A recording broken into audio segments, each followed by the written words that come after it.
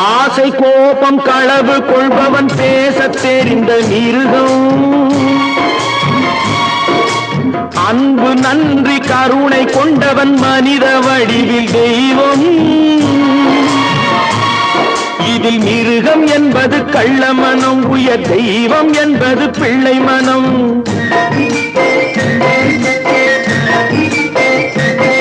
இந்த 6 கட்டளை அறிந்த மனது ஆண்டவன் வாழும் வெள்ளை மனம், ஆண்டவன் வாழும் வெள்ளை மனம்.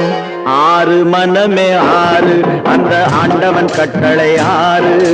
தேர்ந்து மனிதன் வாழும் வகைக்கு தெய்வத்தின் கட்டளை 6, தெய்வத்தின் கட்டளை 6.